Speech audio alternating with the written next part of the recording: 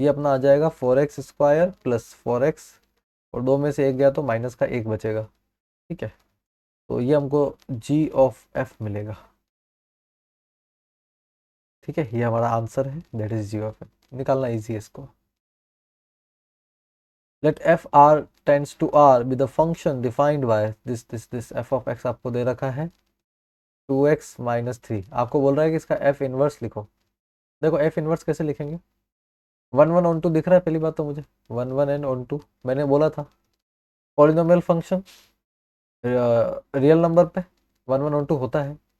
तो f of x को आपको उसके लिए क्या करना पड़ता है, पहले y मानना पड़ता है। ठीक है, तो y बराबर क्या हो जाएगा 2x माइनस 3। तो y बराबर अगर 2x माइनस 3 है तो 2x बराबर होगा y प्लस 3, और x बराबर होगा y प्लस 3/2। तो ये अपना x है, x is basically f inverse of y। f inverse of y अपना y प्लस 3/2 है। हमको तो ये f इनवर्स ऑफ x पूछ रहा है, तो f इनवर्स ऑफ x क्या हो जाएगा आपका, x प्लस 3/2 हो जाएगा। ये अपना आंसर होगा। फिर आगे बात करते हैं 5वें क्वेश्चन पे। ए जो है वो ABCD दे रखा है एंड द फंक्शन f जो है वो ये दे रखा है। तो f इनवर्स लिखना है, बहुत ही इजी है। पहले तो आपको चेक करना पड़ेगा कि फंक्शन 1 1 है कि 1 2 है कि नहीं है। ABCD पे BDAC यानी कि 1 1 तो है, अलग अलग इमेज है ना, तो 1 1 है। और ऑन टू भी है क्योंकि सारे कवर कर रहा है, तो 1 1 भी है और ऑन टू भी है। देखो एफ इनवर्स आप डायरेक्ट लिख सकते हो। ठीक है, F inverse will be F inverse के लिए मैंने क्या बोला था, एलिमेंट्स को उल्टा कर देना होता है। उल्टा मतलब कि AB का BA कर दो आप। जब रिलेशन लिखा हो तो आपको सीधा उल्टा करना है। ठीक है, तो BA, ये DB, AC और CD। देखो कई बार क्या होता है, मैं क्यों चेक कर रहा हूँ बार बार 1 1 और 1 2, कई बार क्या है जल्दबाजी में बच्चे वन इसका इन्वर्स तो लिख देते हैं, पर इन्वर्स एग्जिस्ट नहीं भी हो सकता है। अगर फंक्शन 1 1 और 1 2 नहीं है तो इन्वर्स नहीं आएगा, आपको पहले ध्यान रखना है। तो अगर एग्जामिनर ने पूछा भी है कि राइट एफ इन्वर्स और आपका इन्वर्स नहीं आ रहा है, ठीक है, तो आप यहाँ लिख सकते हो कि इन्वर्स डज नॉट एग्जिस्ट, ये भी एक ऑप्शन रहता है। लेकिन आपने क्या जबरदस्ती का इन्वर्स लिख दिया है, इसका मतलब आपको नहीं पता कि वो इन्वर्स बना रहा है या नहीं बना रहा है। इसलिए पहले आपको चेक करना पड़ेगा 1 1 1 2 है या नहीं है। ठीक है, फिलहाल तो मैंने चेक किया है, दोनों ही है, इस हिसाब से मैंने इसका इन्वर्स लिखा है। फिर 6th क्वेश्चन है, आर से आर पे defined by f of x. इस बार दे रखा है मुझे x² -3x प्लस 2। ठीक है, तो आपको क्या करना है, एफ ऑफ एक्स लिखना है। देखो एफ ऑफ एक्स क्या होता है कि पहले आप एफ ऑफ एक्स लिखो, उसको फिर आप वापस एफ ऑफ एक्स में पुट करो। ठीक है, मैं आपको करके दिखा देता हूँ। तो एफ ऑफ एक्स कितना है आपका, ये है हमारा x² -3x प्लस 2। अब मेरी बात सुनो, अगर एफ ऑफ एक्स आपका ये था, तो एफ ऑफ इतना बड़ा यानी सबको पुट करना है किसकी जगह, ये पूरा का पूरा आपको एक्स की जगह पुट करना है।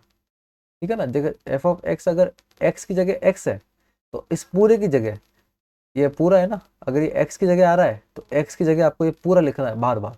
तो एक्स की जगह मैं पूरा लिखूंगा, ये स्क्वायर -3x प्लस 2 का स्क्वायर -3, यहाँ पर भी x² -3x प्लस 2, और प्लस 2 तो एज इट इज रहेगा। अब इसको सॉल्व करना है, तो देखो ये लंबा चौड़ा सॉल्यूशन होने वाला है।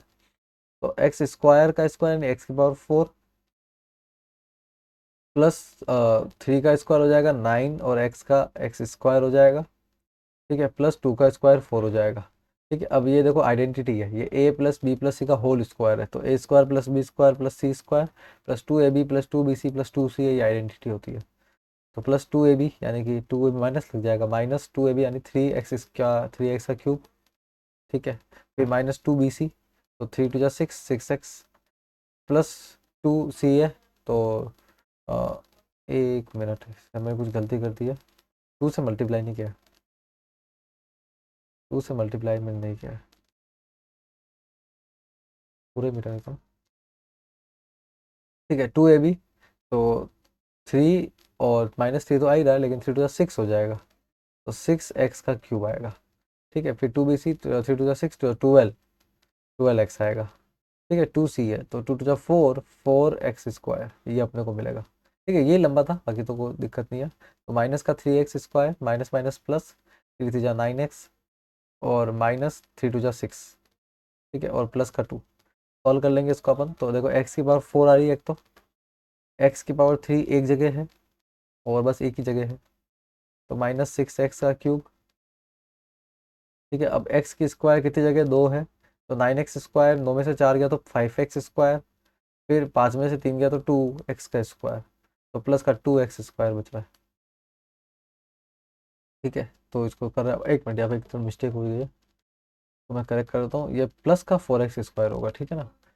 2 × 2 4, 4 × x² प्लस का आएगा। ठीक है, तो ये भी गलत लिखा है, इसका मतलब है ये 2 नहीं आएगा, ये आपका आना चाहिए 9, और 4 में से 3 गया तो एक बचेगा, 10 आएगा ये, 10x²। ठीक है, और क्या बच रहा है देखो, 12x है, 12x है और 9x है। ठीक है, तो 9 में से 12, 3 बचेगा, माइनस का 3 बच रहा है, और कोई एक्स तो नहीं है, तो माइनस का 3x। ठीक है, बस अब एक नंबर बचा है कांस्टेंट, 4 और 6। ठीक है, तो 6 माइनस का है, और 4 और प्लस 2, 6 प्लस के हो जाएगा तो 0 हो जाएगा, तो बराबर में 0। ठीक है ना, बराबर में 0 नहीं लिखेंगे अपन, सॉरी, बस यहाँ तक लिखना है। ठीक, तो ये हमारा रिक्वायर्ड f(f(x) है। ठीक है, दैट्स f(f(x) है ना। आई होप आपको f(f(x) लिखना आ गया होगा। ठीक है, इस तरह से इसको लिखा जाएगा, आपको ध्यान रखना है। जी आपको दे रखा है, इज अ फंक्शन 1 1 2 3 3 5 4 7। ठीक है, g is described by g x आपको डिफाइन कर रखा है, अल्फा एक्स प्लस बीटा, एक तरह का पोलिनोमियल हो गया ये। Then what should be the what value should be assign to alpha in beta, alpha और बीटा की क्या क्या वैल्यू हो सकती है। तो देखो मेरी बात सुनो, जी एक फंक्शन है, तो जी ऑफ एक्स जो होगा, देखो मैं आपको क्लियर कर दूं, जैसे जी बराबर जब लिखा जो हुआ है 1 1 2 3 3 5 4 7, इन सब के अंदर जो आगे जो लिखा होता है ना, वो हमेशा, मैं फिर से रिपीट करता हूँ, एक्स होता है, और जो पीछे लिखा होता है वो जी एक्स होता है।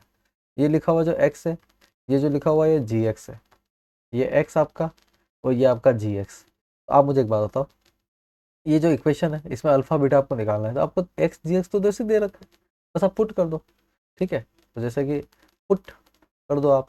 ठीक है, जब एक्स आपका 1 होगा तब जी एक्स आपका 1 होगा, तो पुट करो आप, तो जी एक्स 1 बराबर अल्फा, एक्स की जगह मैंने 1 रखा, प्लस बीटा, तो 1 बराबर क्या होगा, अल्फा प्लस बीटा, ये पहली कंडीशन मिली। फिर जब आपका x2 है, तो जी ऑफ एक्स आपका 3 है, तो यहाँ पे आप क्या करोगे, x को 2 और जी एक्स को 3 रखोगे, तो 3 बराबर अल्फा, x को मैंने 2 रखा, प्लस बीटा, तो 3 किसके बराबर है, 2 अल्फा प्लस बीटा के।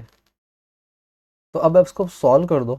ठीक है, मैं क्या करता हूँ, दोनों को सब्ट्रैक्ट कर देता हूँ, subtract first and second, first और सेकंड, इसको फर्स्ट और इसको सेकंड मान लो, और दोनों को सब्ट्रैक्ट कर दो। तो सब्ट्रैक्ट करूंगा तो मुझे साफ साफ दिख रहा है, 3 में से 1 गया तो 2 बचेगा, 2 अल्फा में से अल्फा गया तो अल्फा बचेगा, और बीटा से बीटा पूरा माइनस हो जाएगा, तो अल्फा बराबर तो 2 मिल गया। इस अल्फा को 2 में अगर यहाँ रखता हूँ तो 2 + 1 मुझे 3 मिल रहा है, सॉरी, यहाँ पे अगर मैं अल्फा 2 रखता हूँ तो बीटा -1 मिल रहा है, बीटा इज द -1। ठीक है, वैल्यू आप पुट कर सकते हो, अल्फा को यहाँ पे 2 रख दीजिए आप, तो ये 2 हो जाएगा, 2 उधर जाके माइनस का 2 हो जाएगा, तो 1 - 2 दैट इज -1। ठीक है, तो ये आपका आंसर है, तो अल्फा और जो बीटा है वो -1 और 2 आपका आंसर हो जाएगा। नेक्स्ट क्वेश्चन पे चलते हैं अपन। ये सारे क्वेश्चन आपको ध्यान रखने, एग्जाम में एकदम सडनली जब ये क्वेश्चन आपके सामने आएंगे, आपको पता भी नहीं पड़ेगा कि मुझे क्या करना है, एक एक बार आपको प्रैक्टिस करके जानी पड़ेगी। ठीक है, बच्चों के कंसेप्ट इतने क्लियर नहीं होते हैं, चाहे वो कितनी भी कोशिश कर ले, इसलिए आपको ये सब चीज़ें करके जानी पड़ेगी, सॉल्व करनी पड़ेगी एक बार एटलीस्ट, बाकी आप श्योर नहीं हो पाओगे किसी भी क्वेश्चन को लेकर। नेक्स्ट क्वेश्चन है आपका, are the following set of ordered pair functions are,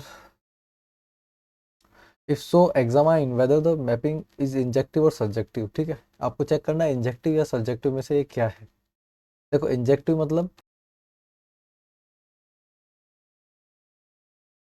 का मतलब 1 1 होता है, और सब्जेक्टिव का मतलब ऑन टू होता है, और अगर दोनों होंगे तो उसको अपन क्या बोलेंगे, बाइजेक्टिव। तो पहला जो ऑप्शन है वो है कि एक्स वाई जो है, यहाँ पर दिया हुआ है कि x is a person, x एक पर्सन है, और y is the mother of x, y is mother of x. ठीक है, तो आपको चेक करना है कि इंजेक्टिव हो सकता है कि नहीं हो सकता। अगर एक्स कोई पर्सन है तो वाई उसकी मदर होगी, एक्स पर्सन है, वाई उसकी मदर है। तो इंजेक्टिव होने के लिए क्या होगा, जैसे एक पर्सन मान लेता हूँ P1 पर्सन है, P2 पर्सन है, अलग अलग पर्सन है, तो अलग अलग पर्सन की अलग अलग माँ हो सकती है, कोई दिक्कत नहीं है। लेकिन ऐसा भी तो हो सकता है कि दो पर्सन की एक ही माँ हो, बिल्कुल हो सकता है, कोई बड़ी बात नहीं है।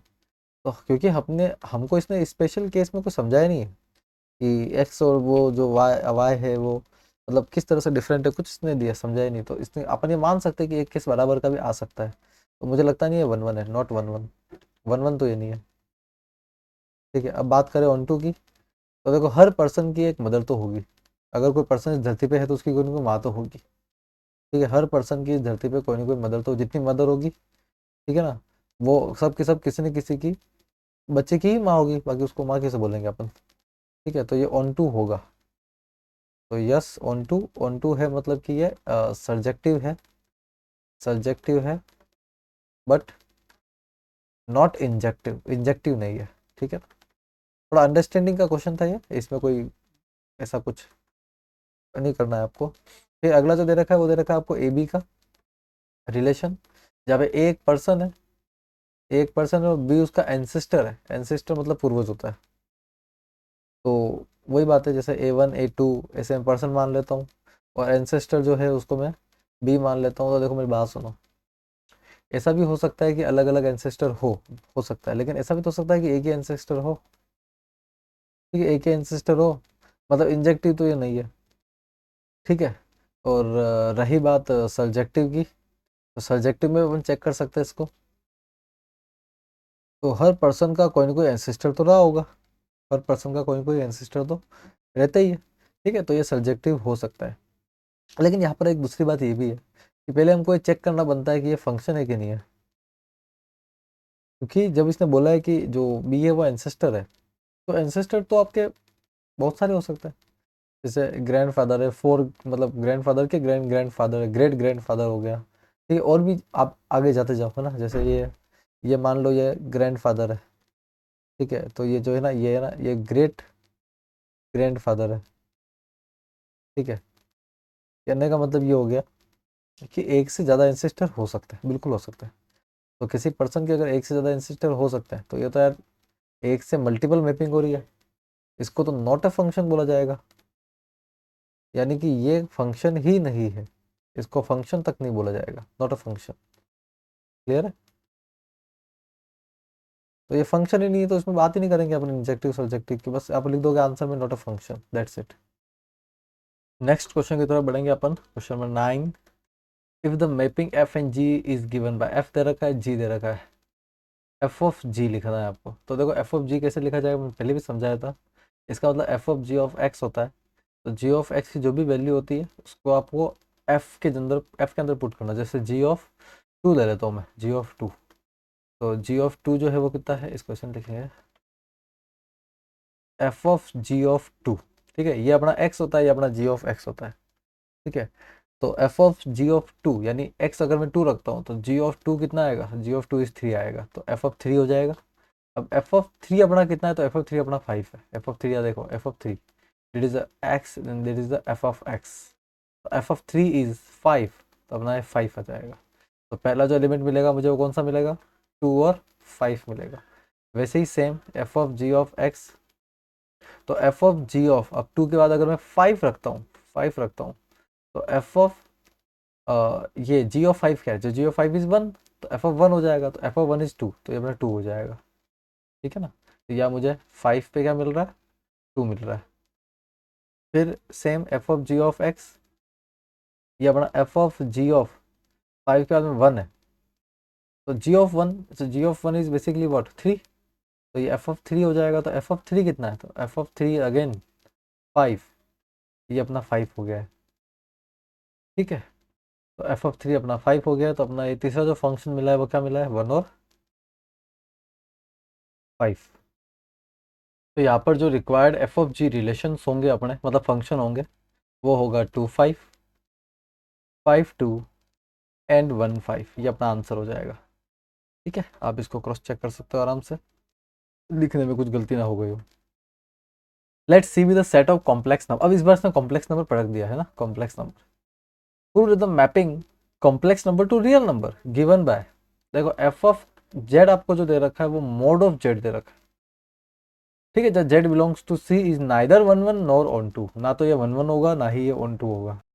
जहाँ पर जो जेड है ना वो बिलोंग्स टू कॉम्प्लेक्स नंबर है, यानी कि वो अपने इमेजनरी जो नंबर होता है ना उन्हीं की बात हो रही है यहाँ पे। कॉम्प्लेक्स नंबर क्या होता है, इमेजनरी नंबर होता है जिसमें वो आई शामिल होता है, आई क्या अपनी सॉरी आई शामिल होता है, ठीक है, यानी कि अपना आयोटा, ठीक है, जिसकी वैल्यू कितनी होती है, इसकी वैल्यू होती है रूट के अंदर -1, ठीक है। तो इसको इमेजनरी नंबर बोलते हैं। तो पहला तो ये पूछ रहा है कि फंक्शन ऑफ इमेजनरी नंबर जो होगा वो मॉड ऑफ इमेजनरी नंबर, अपन ऐसे लिख सकते हैं। तो मॉडुलस जो होता है इमेजनरी नंबर का, अगर मैं इसको मॉडुलस से समझूँ तो मॉडुलस अगर मैं समझता हूँ तो मॉडुलस, देखो मॉडुलस क्या होता है, मॉडुलस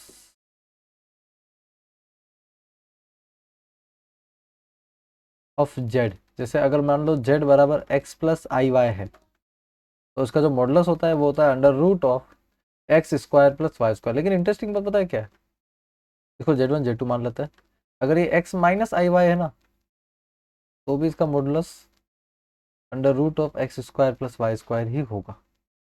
यानी कि दो अलग अलग जो कॉम्प्लेक्स नंबर है उनका सेम मॉडुलस हो सकता है, ठीक है ना। तो इसका मतलब एक अलग अलग जो अपना एलिमेंट है, अलग अलग जो अपना डोमेन है उसकी एक इमेज हो सकती है। तो अगर ऐसा केस हो रहा है तो इसका मतलब it is not one one, ये वन वन तो नहीं है, ये वन वन नहीं है, ठीक है ना, क्योंकि z one is not equals to z two, but दोनों का मॉडुलस क्या आ रहा है, बराबर आ रहा है, ये पॉसिबल नहीं है, ठीक है ना। जैसे आप ये भी समझ सकते हो कि जेड वन और जेड टू का एक ही मॉडुलस आ रहा है, ठीक है ना, ऐसे भी आप इसको समझ सकते हो, ठीक है। इसको कभी वन वन नहीं बोलते, इसको मैनी वन बोलते हैं। फिर वन वन तो नहीं हो गया, ठीक है, अब बोल रहा है कि ऑन टू भी चेक करना है। देखो वन वन तो हो, वन वन तो नहीं है, लेकिन ऑन टू के लिए अपन क्या करेंगे, अपन ऑन टू में एक नियम होता है, आपको पता होगा कि जो कोडोमेन है वो आपका रेंज के बराबर हो जाना चाहिए। कोडोमेन जो है किसके बराबर हो जाना चाहिए, आपका रेंज, ठीक है। कोडोमेन जो है वो रेंज के बराबर हो जाना चाहिए। अब कोडोमेन तो काफी लंबा चौड़ा है। देखो कोडोमेन इज बेसिकली फंक्शन जो है सी से आर पे अपन लाई कर रहे हैं, तो ये आर की तरफ चल रहा है, ठीक है ना, आर पे चल रहा है, तो कोडोमेन इसका रियल नंबर है। बट क्या रेंज भी रियल नंबर है, तो मेरा जवाब ये है कि देखो रेंज जो है वो मॉडुलस ऑफ जेड है। अब कभी आप मॉडुलस निकालते हो तो इसका मतलब ये है कि वो आंसर जो भी आएगा वो पॉजिटिव में आएगा, ठीक है। अब पॉजिटिव में अगर आता है, क्योंकि देखो z under root x square plus y square positive में आने वाला है, कोई भी मॉडुलस आप निकालोगे पॉजिटिव में आएगा। तो अगर सारे मॉडुलस पॉजिटिव में आएंगे तो नेगेटिव नंबर कहाँ गए, तो negative numbers are not in range, negative number range में नहीं है, ठीक है। जबकि रियल नंबर में तो सारे नंबर आएंगे पॉजिटिव नेगेटिव, तो आप लिख देंगे कि एनी नेगेटिव नंबर, या कोई एग्जांपल भी लिख सकते हो आप, जैसे माइनस ऑफ, ठीक है, रूट 3 लिख दो आप, ठीक है, नॉट बिलोंग्स टू, ठीक है, नॉट बिलोंग्स टू, आप लिख दोगे मॉडुलस ऑफ जेड। सो उस कंडीशन में नॉट ऑन टू, ये ऑन टू भी नहीं होगा, ठीक है ना, क्योंकि नेगेटिव नंबर बिलोंग नहीं करेंगे, जबकि negative number part of codomain but is not the part of range, तो नॉट ऑन टू यह कहलाएगा, ठीक है। तो ये ना तो ऑन टू है ना ही वन वन है, और यही अपने को शो करना था, ये शो करने का तरीका है। एक नंबर में बहुत ज़्यादा आपको रामायण नहीं लिखनी होती है, एक दो नंबर के अंदर। अगला क्वेश्चन है, एफ जो है वो रियल नंबर आर से आर दे रखा है, डिफाइंड बाय एफ एक्स, ये दे रखा है हमको कॉस एक्स, और ये बोल रहा है कि show that f is neither one one nor onto. मैंने आपको बोला था कि ट्रिग्नोमेट्रिक फंक्शन जो होते हैं अपने नेचुरल नेचुरल जो इसका डोमेन होता है उस पर ये ना तो वन वन होते हैं ना ही ये ऑन टू होते हैं, और ये बात सत्य है, ठीक है। देखो कॉस की वैल्यू रिपीट होती है, सबको पता है कि कॉस की वैल्यू क्या होती है, रिपीट होती है, तो इसलिए आपको क्लियरली आप कह सकते हो कि वन वन नहीं है। मैं आपको लिख के बताता हूँ, हेयर वी नो डैट, ठीक है, कोई भी दो वैल्यू अपन ले लेते हैं रियल नंबर में से, तो cos of pi by three ले लो आप, cos of pi by three one by two होता है, cos of pi by three one by two होता है, ठीक है। Also cos of minus pi by three भी आपका वन बाई टू होता है, ऑल साइन टेन कॉस, ठीक है ना। तो cos of pi by three one by two and cos of minus pi by three is also one by two. तो different different value पे सेम इमेज आ रही है, तो different different value of x gives same image, different value of x जो same image दे रहा है, which means F is not 1 1, F आपका 1 1 तो नहीं है। अब ऑन टू को चेक कर लेते हैं अपन। देखो ऑन टू के लिए क्या कंडीशन होती है कि जो कोडोमेन है वो किसके बराबर हो जाए, रेंज के बराबर हो जाए। अब यहाँ पर देखो कोडोमेन जो है आपका वो क्या है, तो कोडोमेन आपका रियल नंबर है, कोडोमेन आपका रियल नंबर है, बट क्या रेंज भी रियल नंबर है। तो मैं आपको बता दूं कि कॉस की वैल्यू हमेशा लाई करती है -1 से 1 के बीच में, तो ये -1 से 1 के बीच में लाई करता है, तो मैं आपको कह दूं कि ये रियल नंबर के बराबर तो नहीं है। तो इसकी जो रेंज है, ठीक है ना, वो रेंज में सिर्फ -1 से 1 ही शामिल है और कुछ शामिल नहीं है। ठीक है, तो रियल नंबर पूरा का पूरा नहीं आ रहा है, तो अपन कह सकते हैं कि it is not onto since range includes only, range के अंदर खाली क्या इंक्लूड हो रहा है, only -1 to 1 and all other numbers are not in range. ठीक है ना, अदर नंबर जो है रेंज में नहीं है। सिंपल भाषा लिखनी होती है आपको, बहुत कॉम्प्लेक्स लैंग्वेज नहीं लिखनी होती है। ठीक है ना, टीचर भी आपके जैसे ही कोई इंसान है ना, बहुत उसको कॉम्प्लेक्स भाषा नहीं चाहिए, कोई बुक नहीं है वो, है ना, उसको भी एक सिंपल लैंग्वेज ही चाहिए होती है। एक्स और वाई आपको दे रखा है, find whether the following subsets X और Y are function from X to Y और नॉट। ठीक है, देखो एक्स से वाई आपको चेक करना है फंक्शन है या नहीं है। तो पहला दे रखा है 1 पे 4, देखो 1 पे 4 ओके, 1 पे 5, 1 पे 5 ओके, 2 पे 4, 2 पे 4 ओके, एंड 3 पे 5, 3 5 ओके। तो यहाँ पर देखो एक लफड़ा हो चुका है, वो ये है कि 1 की जो इमेज है वो भी 4 है, और 2 की जो इमेज है वो भी 4 है। ये जो डबल मैपिंग है ना, बस ये नहीं होनी चाहिए। ये हो रहा है फर्स्ट क्वेश्चन के अंदर, तो आप कह सकते हो कि since 1 and 2 have same image 4, एक मिनट है, उल्टा लिख दिया, 1 का 4, 2 का 4, it's okay, sorry sorry sorry, मैंने उल्टा लिख दिया।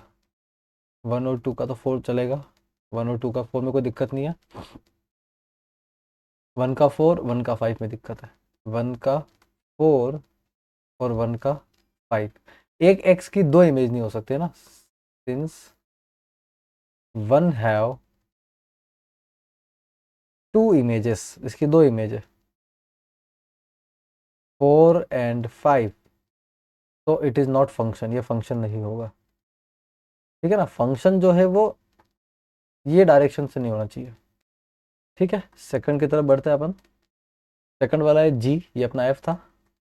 जी वाले के अंदर देखो 1 का 4, 2 का 4, 1 का 4 दे रखा है ओके, 2 का भी 4 दे रखा है आपको, तो 1 और 2 की सेम इमेज है ओके, और 3 का भी 4 दे रखा है, 3 और 1 2 3 तीनों की सेम इमेज है 4। ओ ऐसा हो सकता है ना, 1 2 3 तीनों की सेम इमेज क्या है, 4 है।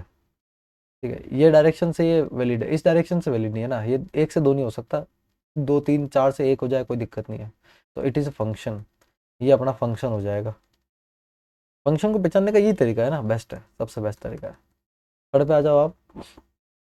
यहाँ पर देखो 1 से 4, 2 से 5 और 3 से 5 दे रखा है, तो 1 से 4 है, ठीक है, फिर 2 से जो है वो 5 है, और जो 3 है उससे भी क्या है अपना 5 है, तो ये भी पॉसिबल है, कोई दिक्कत नहीं है ना, इस डायरेक्शन से तो पॉसिबल है, तो इट इज़ अ फंक्शन, ये भी फंक्शन हो जाएगा। अब एक लास्ट आपको चेक करना है, फोर्थ नंबर के वाला। के वाले केस में क्या दे रखा है, देखो 1 से 4 है और 2 से 5 है, तो के वाले के अंदर देखो 1 की इमेज जो है वो 4 दे रखी है, और 2 की जो इमेज है वो आपकी दे रखी है 5। ठीक है, और 3 के बारे में कोई इन्फॉर्मेशन नहीं है, 3 की लफड़ा कर दिया। ठीक है, क्योंकि 3 की कोई इन्फॉर्मेशन नहीं, तो 3 को हम कहाँ मैप कर, कहीं ना कहीं तो करना पड़ेगा ना, नहीं दे रखी इन्फॉर्मेशन मतलब it is not a function, it is not a function, क्योंकि अपने को 3 की कोई भी मैपिंग नहीं दी हुई है, 3 को अपने को 3 की कोई भी इमेज अपने को नहीं दी है, तो हम 3 को लेकर बहुत डाउटफुल रहेंगे, 3 कहाँ जाएगा कहाँ नहीं जाएगा, तो इसलिए ये कोई फंक्शन नहीं माना जाएगा। ठीक है ना, सबकी मैपिंग देना बहुत जरूरी है, हर एक डोमेन तो पूरा का पूरा आना चाहिए, है ना, रेंज पूरी आवे नहीं आवे, डोमेन पूरा आना चाहिए।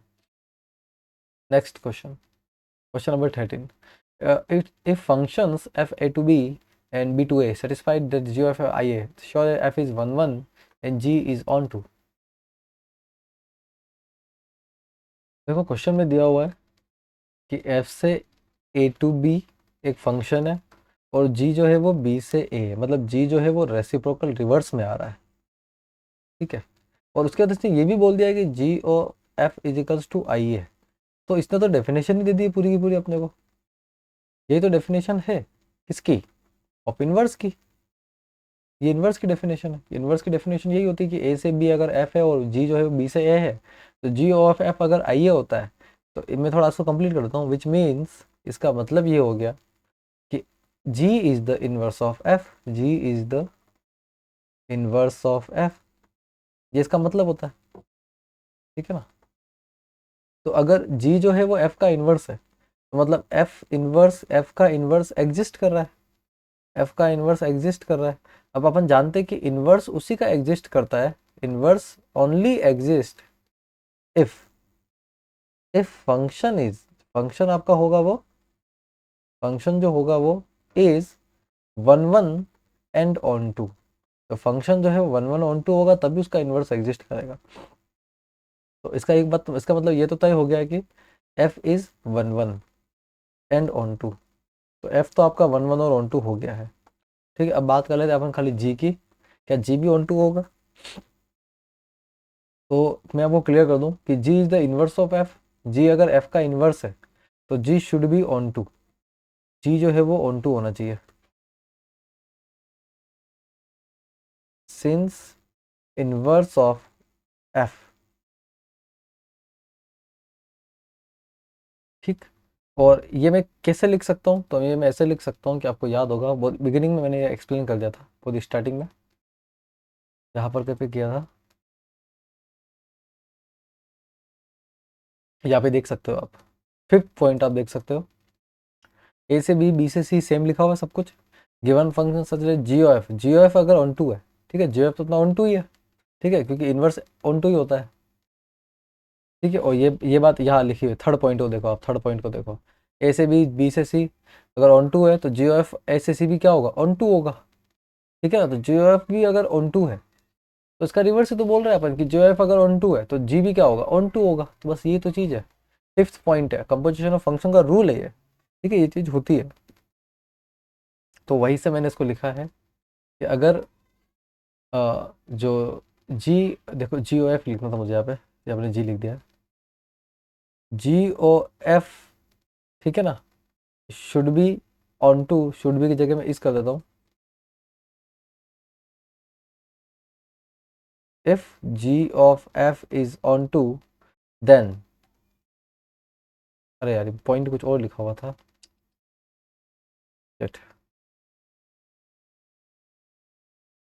क्वेश्चन ये था क्या, हाँ, then g is onto, g अगर क्या हो जाएगा, ऑन टू हो जाएगा, ठीक है। जी एफ अगर ऑन टू है तो जी भी क्या हो जाएगा आपका, ऑन टू हो जाएगा। यही बात मैंने लिखी थी, ठीक है ना, कुछ मिसमैच हो गया लग रहा है, बाकी यही पॉइंट मेरा कहने का मतलब था। आई होप आपको क्लियर हो गया होगा। आगे देखते हैं अपन अगले क्वेश्चन की तरफ। क्वेश्चन नंबर 14, एफ जो है वो आर से आर है, फंक्शन जो है वो डिफाइंड हो रहा है F of X equals to 1/2 minus cos X for all X belongs to R, find the range of F, इसकी रेंज निकालनी है। देखो रेंज का मतलब ये है कि आपको एफ एक्स की पॉसिबल वैल्यूज निकालनी है। तो मैं आपको एक बात क्लियर कर दूं कि कॉस एक्स के अंदर देखो डोमेन तो फिक्स होता है, ठीक है, डोमेन रियल नंबर दे रखा है इसने बट यहाँ फिक्स होता है, ठीक है। तो आप कोई भी वैल्यू रख सकते हो, लेकिन जो आपको कॉस एक्स निकल के आएगा, ठीक है, वो आपका -1 से 1 के बीच में लाई करेगा, cos X belongs to -1 to 1। तो आप यहाँ पे क्या करने वाले हो, देखो बाकी सब तो कांस्टेंट है, खाली कॉस एक्स की मैक्सिमम, ये मिनिमम वैल्यू है और ये मैक्सिमम वैल्यू है, ये आप रख के देख लो बस कि आपको क्या क्या मिल रहा है। तो मैं मिनिमम निकाल देता हूँ। मिनिमम के लिए मैंने क्या किया, एक्स की जगह या मैं फंक्शन जो है उसको फंक्शन ही रहने देता हूँ, ठीक है, एफ ऑफ एक्स बराबर, एफ ऑफ एक्स की जगह मैंने रखा है -1, तो 1/2 माइनस ऑफ -1 कितना आएगा, देखो 1/3 आ जाएगा। ये इसकी मिनिमम वैल्यू हो गई है। मैक्सिमम के लिए मैं क्या करूँगा, एफ ऑफ एक्स के अंदर में एफ ऑफ मैक्सिमम इज 1, तो 1 पुट करूँगा, तो 1/2 -1, तो 2 - 1 इज बेसिकली 1, तो 1/1 इज 1, तो मुझे रेंज मिल चुकी है, मैक्सिमम और मिनिमम वैल्यू से रेंज बनती है, तो रेंज मेरी है 1/3 से 1। That is the answer. Clear सभी को? फिर 15th क्वेश्चन है, आई थिंक ये लास्ट क्वेश्चन है, लास्ट क्वेश्चन है। And with the fixed positive integer define the relation R in Z follows. A b belongs to Z, a R b, a से R, ए से B का relation है, जहाँ पर लिखा है कि if and only if a minus B is divisible by n, a minus B by n ये रिलेशन दे रखा है, ठीक है ना। Show that r is an equivalence relation. देखो r को इक्विवेलेंस शो करना है, तो पहली बात तो ये कि a minus B by n, आप जो भी करोगे ये इंटीजर आएगा, ठीक है ना। इंटीजर आना चाहिए तभी रिलेशन एस्टेब्लिश होगा, ठीक है। तो अगर ये इंटीजर आता है तो देखो रिफ्लेक्सिव तो ये हो जाएगा। क्यों हो जाएगा? क्योंकि रिफ्लेक्सिव के लिए ए बिलोंग्स टू रिलेशन हो जाएगा, ठीक है, यानी ए रिलेटेड टू ए। उस कंडीशन में देखो a minus A by N हो जाएगा, तो 0/n 0 होता है, 0 भी एक इंटीजर है, मतलब इसे लिखो उसको 0 belongs to n at Z, sorry Z, ठीक है, इंटीजर। सो रिफ्लेक्सिव, तो यहाँ से रिफ्लेक्सिव हो जाएगा, एक लाइन में शो कर दिया मैंने, ठीक है। आप मल्टीपल लाइन में कर सकते हो, एग्जाम की बात कर रहा हूँ। सिमेट्रिक के केस में क्या हो जाएगा, देखो सिमेट्रिक में क्या होता है, अगर ए आर बी है तो वह बी आर ए भी होना चाहिए। तो ए आर बी की कंडीशन ये है कि a minus b by n belongs to Z है। तो मेरी बात सुनो, आप इसको उल्टा भी तो लिख सकते हो, बी माइनस ए, या फिर आप देखो बी माइनस ए अगर आप लिखते हो तो माइनस बाहर आ जाएगा, लेकिन वो भी तो जेड से बिलोंग करेगा, बिल्कुल करेगा, 100% करेगा, ठीक है ना, क्योंकि negative number is a part of integer, ठीक है। एन पॉजिटिव, एन जो है ना, एन पॉजिटिव इंटीजर दे रखा है, बाकी ये तो ओवरऑल तो कुछ भी आ सकता है। तो अगर ये बिलोंग करता है तो इसका मतलब बी ए जो होगा ना वो भी रिलेशन से बिलोंग करेगा, या ये बोल दो आप so b related to a, b भी ए से रिलेट करेगा, तो यस सिमेट्रिक भी हो जाएगा, ठीक है। लास्ट आपको ट्रांजिटिव देखना है। देखो ट्रांजिटिव के लिए क्या करोगे आप, तीन चीज़ें देखी जाती है ट्रांजिटिव में। अगर ए आर बी है तो a minus b by n belongs to Z हो जाएगा। अगर बी आर सी है तो b minus c belongs to b minus c by n belongs to Z हो जाएगा। आप दोनों को ऐड कर दो, दोनों को क्या कर दो आप, ऐड कर दो। जैसे आप ऐड करोगे तो देखो ए माइनस बी प्लस बी से कट जाएगा, ठीक है, तो ए माइनस सी बचेगा। तो a minus c by N भी किससे बिलोंग करेगा, जेड से, विच मीन्स जिसका मतलब ये हो गया कि जो ए सी है वो भी आपका बिलोंग्स टू रिलेशन, या फिर ये बोल दो कि ए रिलेटेड टू सी हो जाएगा, यानी कि यस ट्रांजिटिव, ये ट्रांजिटिव भी प्रूव हो जाएगा। अब ये तीनों प्रूव हो चुके हैं, तो इट इज इक्विवेलेंस रिलेशन। देखो अगर आपको पता है कि इक्विवेलेंस है तो प्रूव करना कोई बड़ी बात नहीं है। बच्चे आमतौर पर इसी बात से परेशान होते हैं कि प्रूव कैसे करें, लेकिन मैं आपको बोलता हूँ कि प्रूव करना ही सबसे ईजी है, ठीक है ना। आपको पता है कि वो चीज़ एग्जिस्ट कर रही है तो प्रूव करना उसको ईजी, निकालना और कई बार क्या होता है मिस्टेक हो जाती है, कोई चीज़ मिस हो जाती है। प्रूव करना तो बहुत ही ईजी है, बहुत ही सस्ता काम। तो बच्चों बहुत बहुत धन्यवाद आपका, इतनी देर तक अगर आप बने हो तो बहुत बहुत धन्यवाद, ठीक है। चैनल को शेयर और सब्सक्राइब कीजिए, और जो सॉल्यूशन है वो टेलीग्राम लिंक पे मिल जाएगा आपको, डिस्क्रिप्शन बॉक्स पे आपको टेलीग्राम लिंक मिलेगा, कि description box on YouTube page, ठीक है। अगर ये पीडीएफ आप तक पहुंचा है तो मतलब टेलीग्राम लिंक पे आप ऑलरेडी आ चुके हो। बहुत बहुत धन्यवाद सभी को।